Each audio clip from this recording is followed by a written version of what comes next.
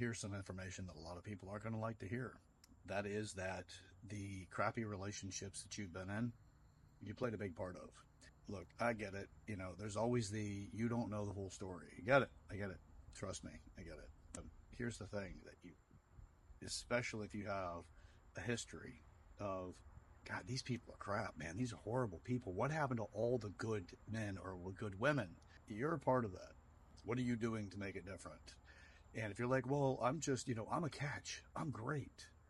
It's that's in that same family mindset, and when I say family mindset, it's like a particular grouping of thinking processes that are like, you know what, I'm not going to date him if he's not over 6 feet and makes over six figures. And, you got to have you got to be athletic and, 6% body fat and all this crap. And it's like, yeah, whatever, man. It's like, where's the scale? What are we going to do to figure out what you bring to the table? So, yeah, a lot more to this stuff, man.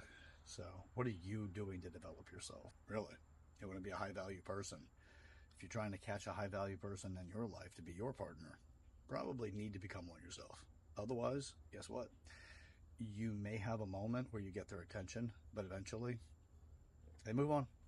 You know, if your partner, you want somebody who's athletic and fit and that takes care of themselves, do you take care of yourself? Because if you get that person to date you now, doesn't mean that they're going to continuously hold interest, because you don't have common interests.